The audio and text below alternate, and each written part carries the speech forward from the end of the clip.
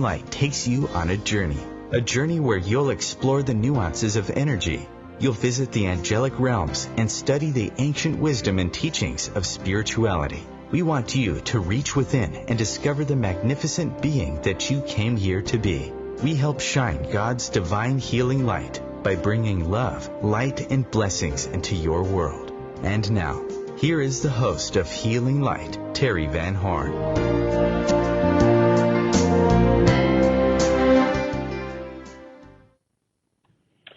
Hello, everyone, and welcome to Healing Light. This is Teri Van Horn, and just want to thank everybody who's here with us and all those who listen to us on the archives all the time, because you guys are, amazing, and I appreciate all of you, so very much. So, a lot of people ask me how, to get in touch with me, what all I do and everything. So you can find all of that on my website at healinglightonline.com. You can also find a bunch of information on my Facebook page, which is Facebook Healing Light Online. And that has information on healing sessions, readings, special things that I do, special events, classes, all of that kind of stuff. So you can find all of that because I do a whole lot of different healing sessions. I do lots of readings for people, and I have a wonderful time doing it. So, if you're interested, I would love to talk to you. All that also has my email address, which is Teri, T-E-R-I, at healinglightonline.com. So today, we're going to talk about something that I will have to say that I am absolutely, without a doubt, an expert in.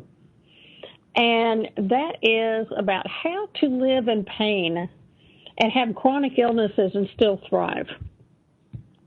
There are a lot of us who have chronic illnesses and a lot of pain. And, nobody voluntarily does this. Nobody voluntarily wants this life. It is not an easy road. But there are so many of us now who are chronically ill or who are being diagnosed as chronically ill. And I thought, we need to talk about this a little bit because there are a lot of different options and solutions. And unfortunately, there are billions of opinions about what we should do and how we should, readjust our lives and be okay, according to everybody else. And although they mean well, these people with their solutions sometimes can be extremely harmful and detrimental to us. Because generally, chronic illnesses, some of them are life-threatening, and some can have life-threatening symptoms. But overall, I would say in general, things like chronic fatigue, Epstein-Barr, fibromyalgia, illnesses like that, sometimes even lupus, they're not fatal. These are not illnesses that are going to kill you. And what I discovered is that the leading cause of death in all of these different illnesses is suicide. And that is from depression. And, I have had chronic illnesses, and I have been in pain constantly since about the age of 7. So that's 50 years. I've heard a lot of suggestions and a lot of stuff. But you see, we live in not only physical pain, but we live in an emotional pain as well because of what our body is going through. So I thought, this is something that we really need to talk about how to do this, how to deal with it, and still remain positive. Now, this is not one of those, I want everybody to feel sorry for me kind of things, okay? That is not it at all. But the best way for me to discuss this is to discuss it from my own personal standpoint, what I have experienced, what I have gone through, and how I have dealt with it. And honestly, some of the ways that I've dealt with it have been great, and some of them have not been great. So But I thought, I might as well use my experiences and all of the stuff, the trauma and the difficulties that I've gone through to share and help with other people. And, I've shared some of this information with people, but, not all of it. As a matter of fact, I don't even sit down and think about it all very often. So I really had to think about it for this so that I can, be able to put together some information and help you out. So let's start with about the age of 7. I was diagnosed with migraines. Now, when I was 7, this was 50 years ago, so things were very different. My father had migraines, but he had them occasionally, but when he did, they were whoppers. And so Daddy had different medications, mostly codeine-based, to help get rid of the headaches whenever he had them. I was a very different case, though. Even though I had them, and through bunches and bunches of testing over the years, they decided that mine were classic migraines and that they were hereditary because my dad had them, as did his mother. But I, lucky me, got to be special. I had them every single day. I woke up with that headache full force. Now, a lot of times when you think about migraines, you think about the fact that people see these lights or what they call auras. They can't deal with any sunlight or any type of light at all. They can't deal with sound. They can't deal with smell. They can't deal with the sound of you breathing a block away. And all of that is true. I have been many times, and actually just a couple of months ago, unfortunately, I was out of town to do a speaking engagement, and one hit me. And I was in a pitch black room with sunglasses on, and it was too bright. That is not fun. And, imagine as a child waking up every day like that. So my routine, heavily supervised by doctors, by the way, was to get up.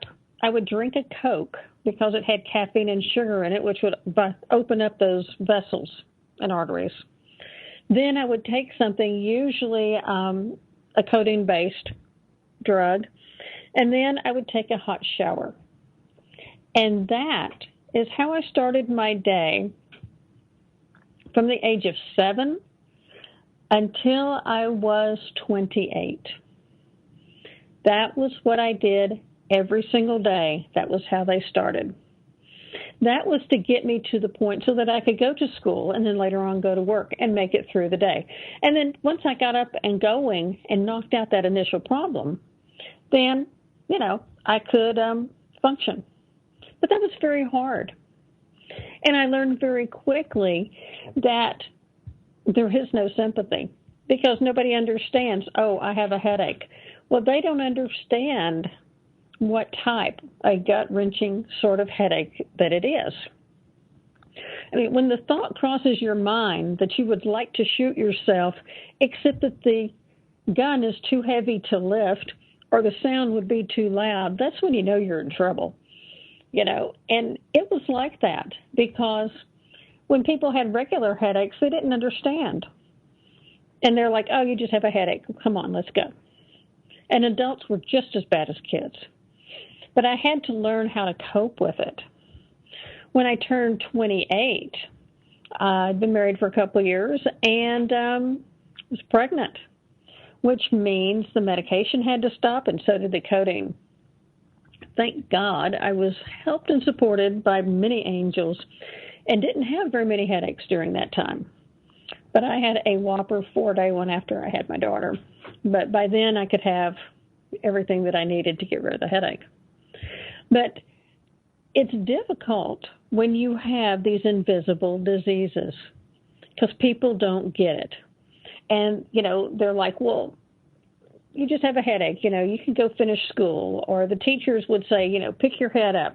You need to finish your assignment. When you're in a room with fluorescent lights, which are the number one cause of migraines, for people who do not have them based on other reasons. Fluorescent lights flicker, and they affect your your eyes dramatically, so that they will prevent you from being able to function. It's one of those things that, how strobe lights can affect someone who has epilepsy or who has a tendency towards seizures. Fluorescent lights do that to people who have migraines. And so we had to educate everybody.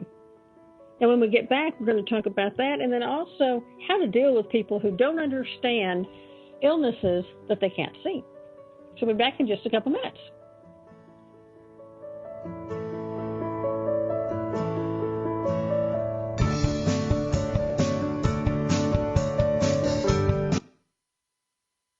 Your conscious connection to a more mindful world.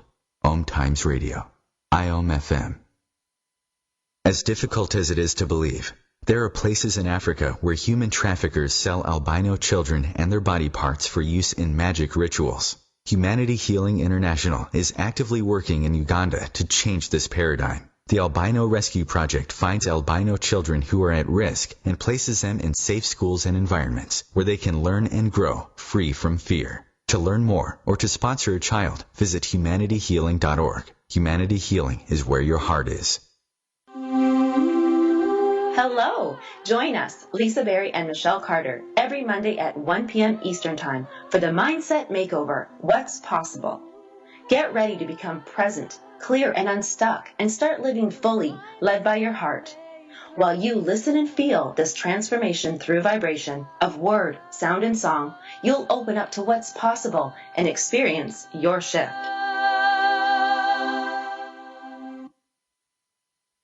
There is no death, only a change of worlds. Chief Seattle. Deborah Livingston is an award-winning intuitive psychic medium whose international services include mediumship, spiritual assessment, animal communication, and spiritual mentoring. She is a published author and a trained shaman. Deborah provides evidential messages from spirit and departed loved ones. Learn more at deblivemedium.com. That's DEBLIV medium.com. Want to know some fun facts about colonoscopies? Colon cancer is 90% preventable. A colonoscopy can detect and prevent colon cancer in one fell swoop. But here's a not-so-fun fact. Lots of people are so uncomfortable even talking about a colonoscopy that they never get one. If you're 50 or 45 for African Americans, get screened now. Maybe even earlier if you have a family history. To schedule a screening today, visit StopColonCancerNow.com.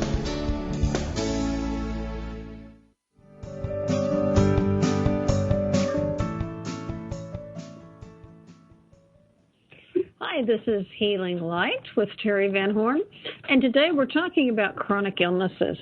And what I'm actually talking about my own and the things that I've had to experience, and how to deal with it, because I've dealt with it for so many years. I've dealt with chronic illnesses actually, for over 50 years, and I've kind of learned quite a bit about it. We started talking about migraines because that was really my first problem with headaches. And, it was so difficult because people couldn't see what was wrong. But it was interesting that pretty much everybody that you met knew everything there was about curing headaches. Now, as a kid, I really was pretty much insulated from that, thank goodness. But, there were a lot of things that people believe can cause the headaches. And, they're convinced that if you just stop this one thing, you would be just fine. But yet, it's like, okay, I've been dealing with this for X number of years, and none of my doctors came up with this. But, at the time, medicine was a little bit limited. And they just weren't able to find a lot of different solutions other than heavy medication. I know one time I was 16 years old and, getting them even worse, because now I'm a teenager and I'm shy, withdrawn, having headaches, and dealing with high school. So with all of that, the doctor decided that they were going to use some of the new preventatives. And it was a combination of drugs that they were going to use. These drugs are now considered to be antidepressants. But at the time, they were used as to help as beta blockers and to help for migraines. In taking that combination of pills, I do not remember what happened over the 2-week period that I took them. Finally, my dad said he'd had enough and said, no, she's not taking any more, because I would get up, go to school, be a zombie, come home, go to bed. And so they really heavily medicated people who had this, as long as they weren't in, hazardous jobs. So you kind of went from one extreme to the other. Either you had tons and tons of medication, or they're telling you to suck it up and go take a baby aspirin or something. But in doing and having to deal with this later on, as I got much older and away from, parents and able to figure things out for myself, I did start learning more about the headaches and how to control them. I also learned, actually pretty early on, that I did have some way to control these to a point. I could, in my mind, talk myself out of it, or I could talk myself into one. I did that one time too, because I was terrified to go to the dentist. I had a cavity, and I didn't want to go, so I kept telling myself I had a migraine, and sure enough, I had a huge migraine. It was outrageous. And so, it was just one of those things that I had to deal with, and I had to grow up with. But, once I had this one pretty much mastered and was able to handle things pretty well, then the universe really started kicking me, and kicking me really hard. I ended up getting MRSA, that really, really bad staph infection. Except when I got it, it was around 1999. This was when I didn't know at the time, okay, but at that time it was about 75% fatal, if not more. I did get the hospital version, and I had it for about 8 weeks before anybody knew what it was. So it had a chance to really go through and kind of destroy a lot of my immune system. It did a lot of damage all over the place. And then whenever they did figure out what it was, then I was slapped into one of the hospitals in the Texas Medical Center, and I was put in isolation, and people who saw me wore spacesuits. That's always a real good, happy feeling, by the way, when people come in dressed like that. But as a result of having the MRSA, that really messed up my immune system and pretty much started shutting some things down that should not have happened for someone my age. I was in my 30s at the time that this happened. So, I had to go through tons and tons of drugs, tons of medications to not only try to combat the virus, but to also build me back up at the same time. So it was, one of these back and forth sort of things. Afterwards, I was doing okay for about 3 or 4 weeks, and then I crashed again. But the second time I crashed, it was not from MRSA, but it was because the immune system shut down and things just weren't working. And now you have to understand that I had a daughter who was 13. I had 5 show horses.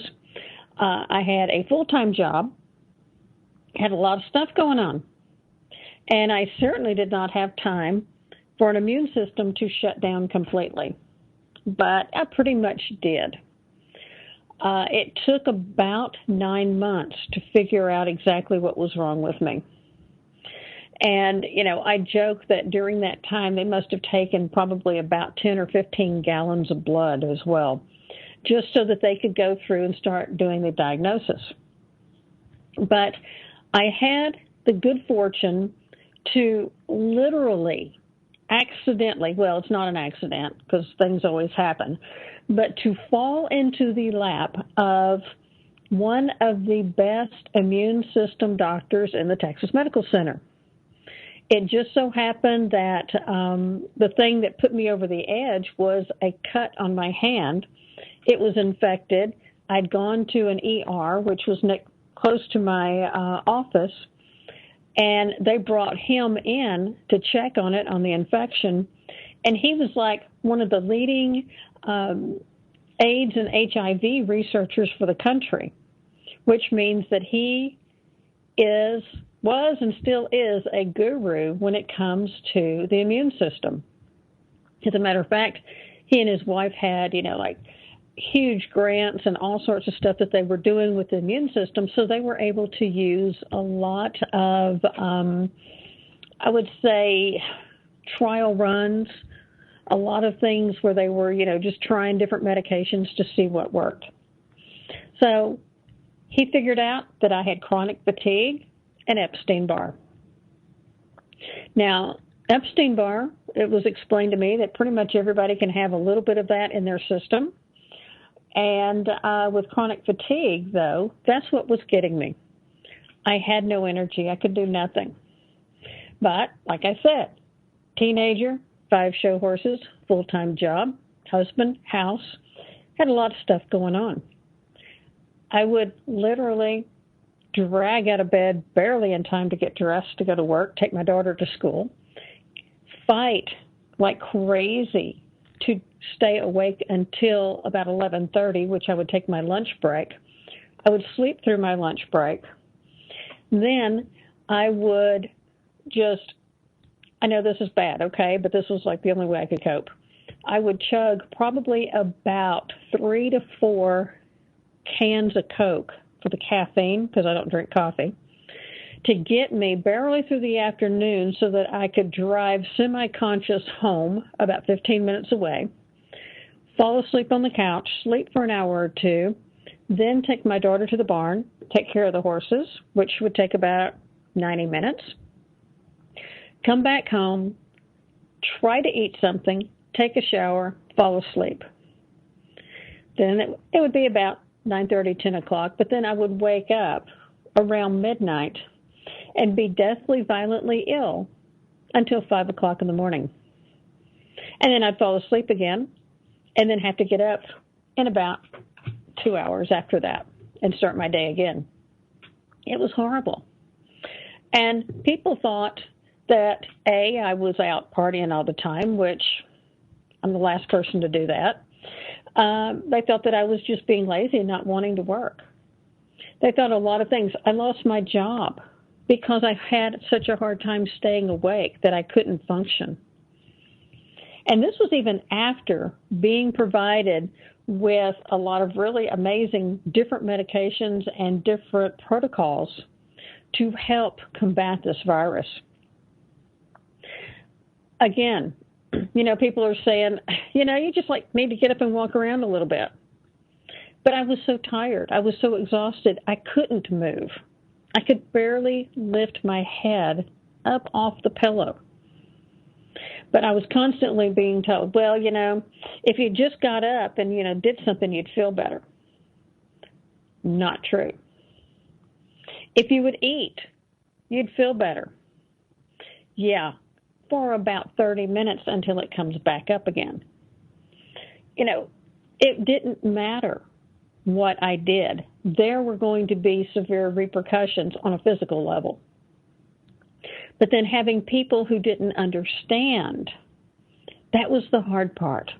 Because now I'm having to fight this battle physically.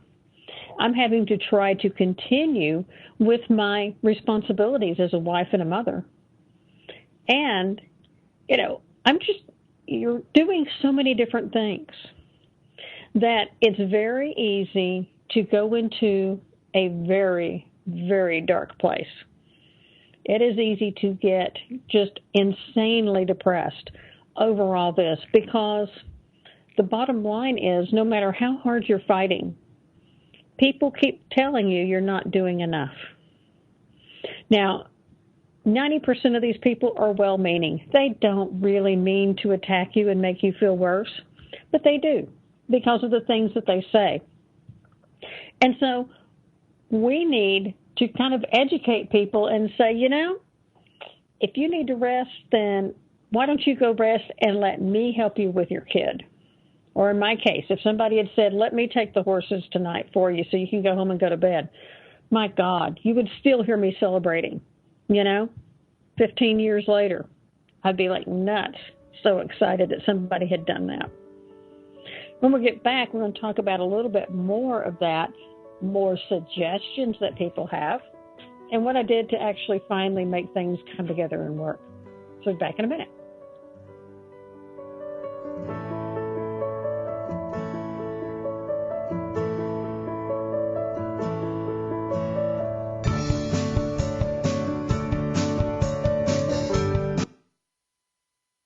A conscious lifestyle for a mindful life. OMTimes Radio. IOM FM. Being a radio host on IOM FM allows you to build your show on a rich platform with the power of the internet to fulfill your outreach goals and connect with a very specialized and global online audience, unlimited by time and distance. OMTimes Radio will provide you with web relevance, a recognizable conscious brand, and with the standard of excellence that has accompanied every single OMTimes endeavor. Host your show with OMTimes Radio Network.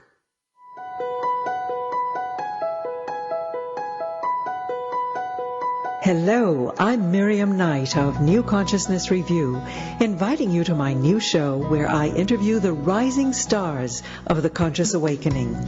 We'll explore the many faces of consciousness in action and intriguing perspectives on life, the universe, and everything in between.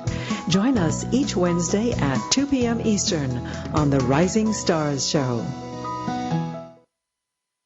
People are always looking to invest in a good opportunity. So what if you could invest in the future of kids, like a stock?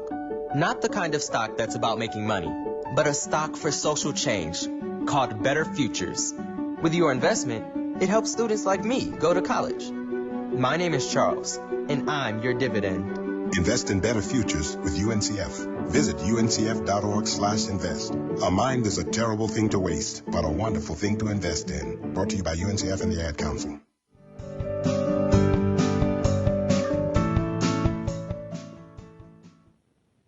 Hi, this is Healing Light with Teri Van Horn, and today we're talking about, dealing with basically those invisible illnesses, chronic illnesses and how we survive with them.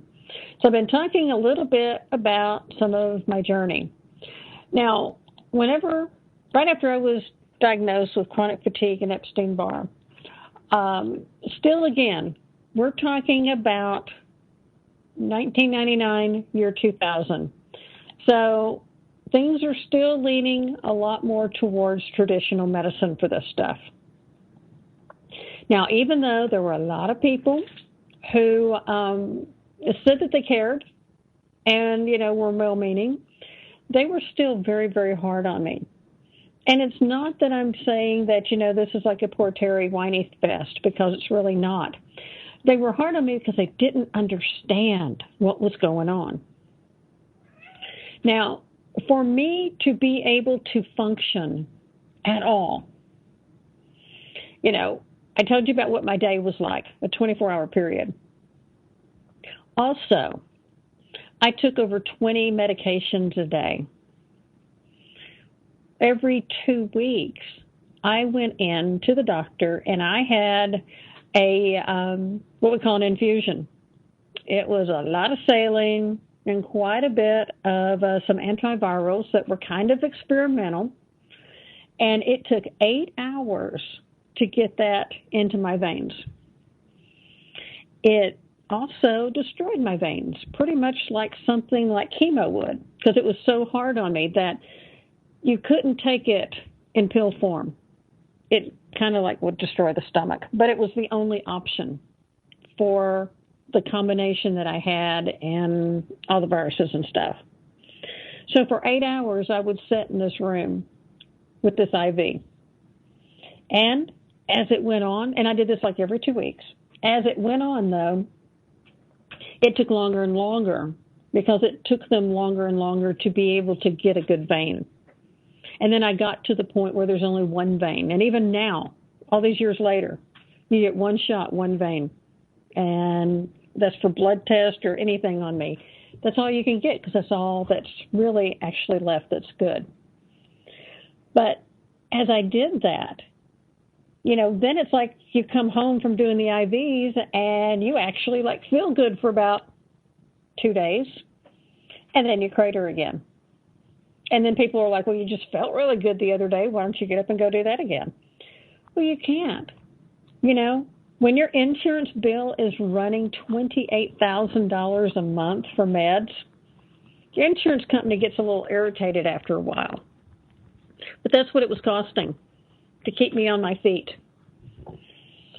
And that was not keeping me in a job. I ended up losing my job because the company, actually, even though there are laws against it, they didn't really want to accommodate things, and so they decided that my job performance was not satisfactory, and they let me go. Ironically, 4 hours after they'd received formal notice of my illness. But, stuff happens. And a lot of stuff like that happens to people who are chronically ill. And it's not the person's fault. Okay? There are a lot of things and a lot of factors that can come into play when someone is chronically ill. The thing that did me in was that my daughter had gotten sick. She had gotten hurt. And I had moved in to the hospital to be with her for a week. And I picked up that virus from the hospital somehow while I was taking care of my child. It's not like people who are chronically ill are doing things that are risky. They're not doing things that are, bad behavior or anything like that. A lot of times we get slammed with this stuff just at the right time. And then it affects us in ways that we can't cope. Now, even though I was in a tremendous amount of pain and sleepy all the time, and gastrointestinal was just off the charts, I was still gaining weight. I was unable to do much of anything or function. And in my opinion, an absolutely awful mom, because I wasn't able to do all the things that I wanted to for my daughter. And, I thought it was horrible that she had to deal with a mom that was this sick. And mom didn't look any different, so people were like, what's wrong with her? So, it was really, there's so much that affects you on an emotional level when you're like this. And, yeah, people snap, they break, they get depressed. And that stuff happens. Now, lucky me, I get to add one more because I am so special that I have one more on top of this, and that is fibromyalgia, which actually is just all in the same family. It's just a different sort of thing. And got diagnosed with that one about 4 or 5 years ago. Now, with the fibro, I get to throw in a whole lot of pain, like muscles, joints, bones. It doesn't matter. It hurts. The only thing that doesn't hurt on my body is my hair. So I keep my hair happy. The rest of the body, it hurts. There's swelling, there's aching, there's cracking, makes me sound like I'm about 120, and sometimes I feel twice that age. So now I'm dealing with fibro. I do energy work on myself, which sometimes is a little easier than others. And I'm not around a lot of people to do other healing sessions, and it's like I have to feel well enough to drive an hour and a half to go see somebody. But, I do that. I do vitamin protocols. I still see traditional doctors because there are so many implications with these type of illnesses. Mine also includes an epic case of reflux, to the point that if I do not have my reflux meds by a particular time of the day, I will not be able to recline at all to sleep at night. Not even a little bit. So there are different things that you do need to do traditional medicine for. Now, one thing that did help me tremendously and actually got me on my road to healing was seeing an energy healer for the chronic fatigue and Epstein-Barr. And in doing that, that slowed things down so much that I no longer had my insanely expensive medication habit, and I was able to gradually taper off on all of the drugs and stop the infusions. And it was amazing. And I spent about 4 years that way until something else happened to my body. I was seriously injured, and it threw everything back into chaos again. Now, there are a lot of reasons that that could happen. One is I was not listening to spirit and switching careers as I was supposed to. And I kept saying, no, I'm doing a great job here, and everybody's happy. And I was doing animal therapy for adults with mental and physical disabilities. And when you're running around with a dog, making these people laugh and smile, it's real hard to walk away from that, even though the bureaucracy can be killing. It can kill you. But, I wasn't listening to spirit, and so I got hit with a sledgehammer, in a sense, in that someone ran up behind me and slammed her head into my spine and ruptured a bunch of disc. And the trauma of that, and being in that much pain for so long, because it was a workers' comp thing, so there were a lot of game playing, but it threw my body back into the autoimmune problems and the disease. So here I am, back into the same cycle. And guess what? All of the stuff comes back, including the depression. And, we already have 60,000 thoughts a day, and 90% of them are negative. Get stuck in bed for months at a time. See how many of those thoughts are negative. I mean, you snowball into big waves. Way I dug out of it is that I created Healing Light. I went out and learned different healing modalities myself. I had actually started learning them before my injury. So that helped. And it gave me an outlet to be able to try to be more positive and to help other people. Because all these people telling you to be positive basically will just piss you off and make you feel worse.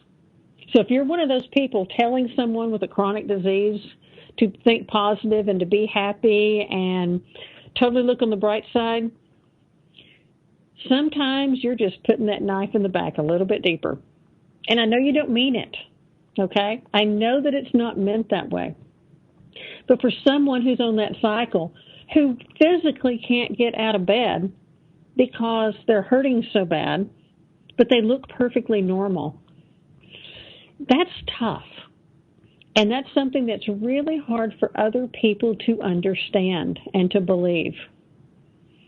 As a matter of fact, one day I was going through a really bad period, what we call fibro flares, where everything just kind of shuts down and quits working.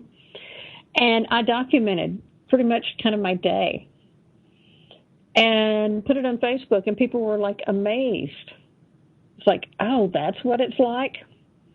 When you can't even get up or stand up long enough to take a shower because you're hurting so bad, or you're so lightheaded. When you appear to be perfectly normal. And so any assistance that you might need doesn't come your way because people think you're fine.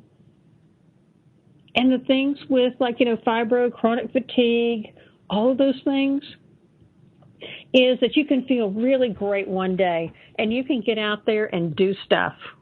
You can have a fun day. But you see, what you don't understand is that if I have one fun day, I may spend 2 days in bed and a third day half and half, because that's what it cost me. And that's what it cost all these people who have these invisible diseases. If you're not with them day to day, you don't understand how much these fun days or these fun times actually cost these people.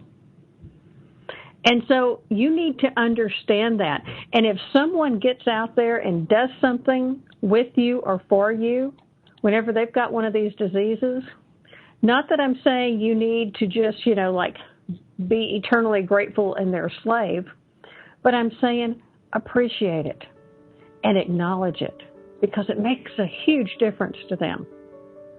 So when we get back, we're going to talk about ways to cope with all this stuff now. Because you've heard the bad stuff, now let's hear some good stuff about it. We'll be back in a minute.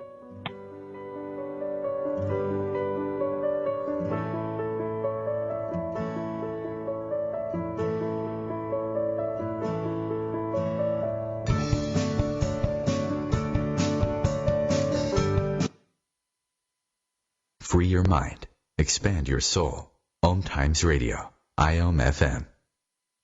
Have you ever wondered how to change your love paradigm? The secret key is finding a love partnership, not just a regular connection. How do you find these? Through conscious relationships. Ascending Hearts Dating is a dating site for people like you that believes in second chances and a different type of spiritual connection. Try Ascending Hearts for free today at ascendinghearts.com and change your love paradigm. Ascending Hearts, the premier dating community for the spiritually awake. My name is Victor Furman. Some call me the Voice. I've always been fascinated with human nature, spirituality, science, and the crossroads at which they meet. Join me Wednesdays at 8 p.m. Eastern on OMTimes Radio, and we'll explore these topics and so much more on Destination Unlimited.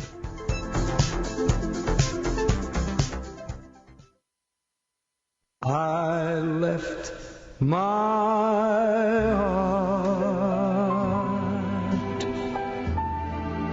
in San Francisco. Hi, this is Tony Bennett, and I'm a volunteer for LifeBeat. The music industry fights AIDS. We all know that there are some new medications for people with AIDS, but there is still no cure. This is why I personally volunteer for LifeBeat. The AIDS crisis is not over, and people need help. Volunteer for your local AIDS organization. They need you.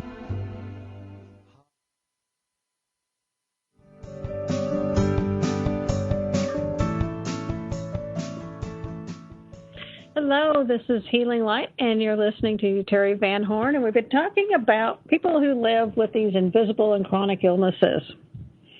And so I want to explain some different aspects of my day and what I deal with.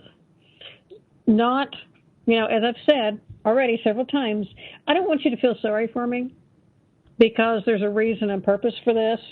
Some of it I figured out, some of it I'm still wandering around.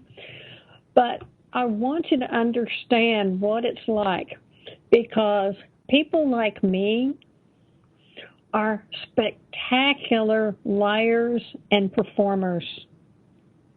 We're some of the best you will ever see. I may not have an Oscar on my mantle, but I should. I should have several probably because I will lie to you every step of the way.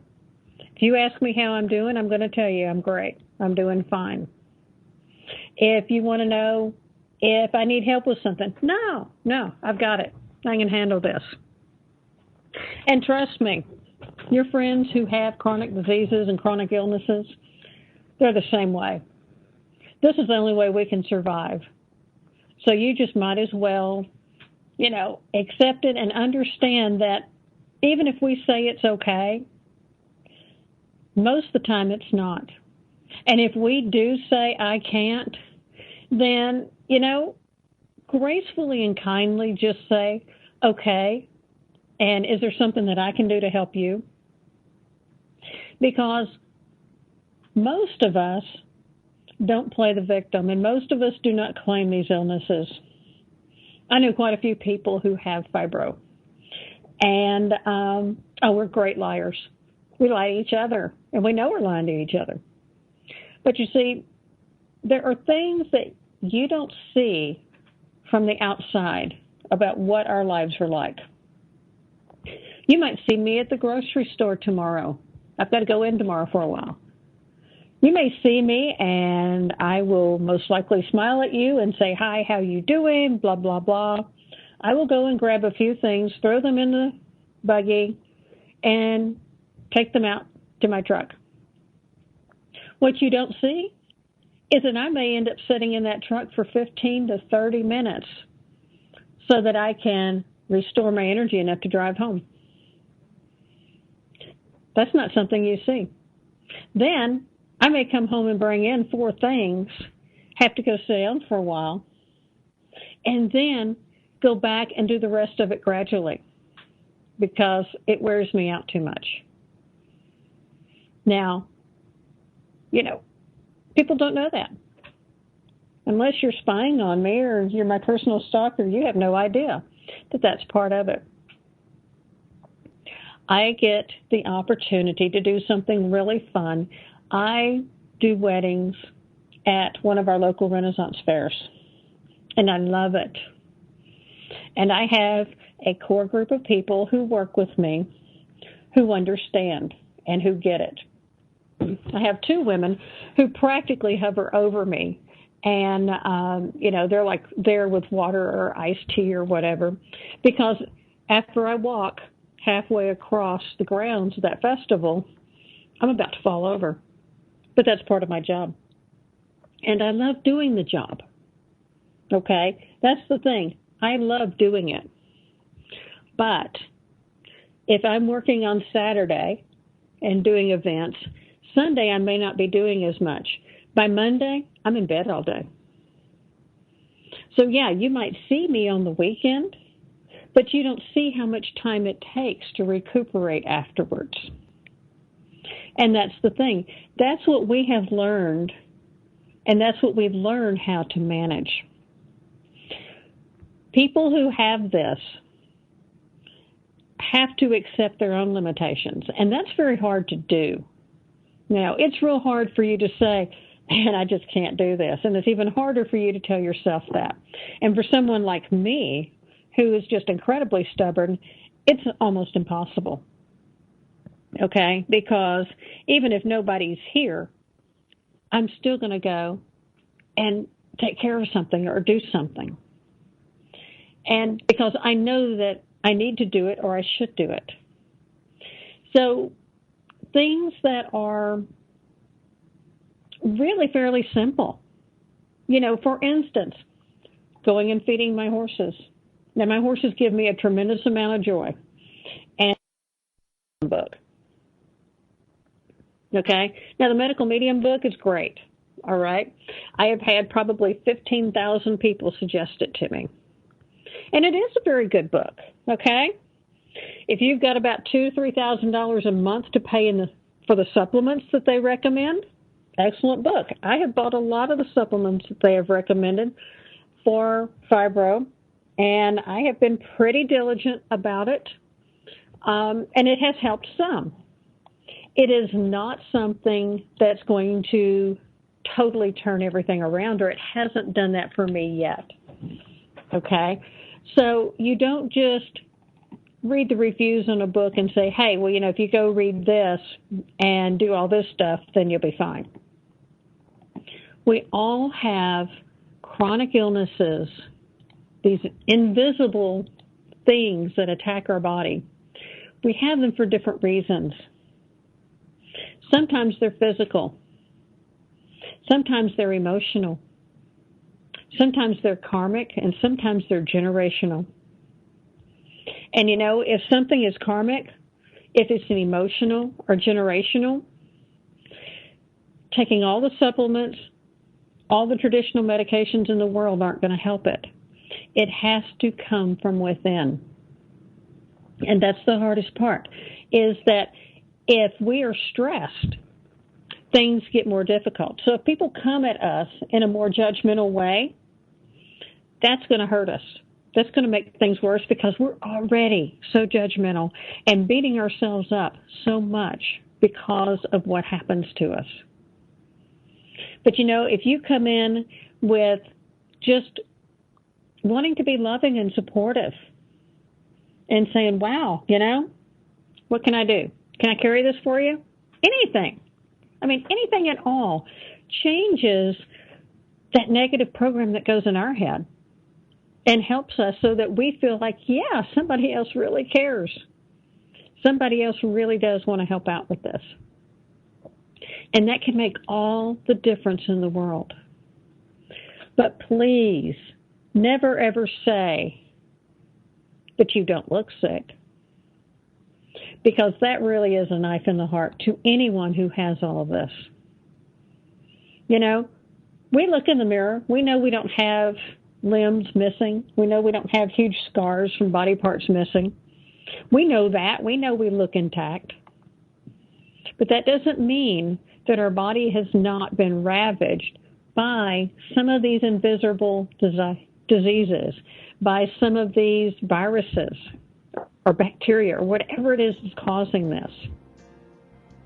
So give someone a little bit of love and support that you know that has one of these invisible diseases, and let them know that you're there to help them in any way that they need, and see how much it does change the world. So thanks so much for being with us.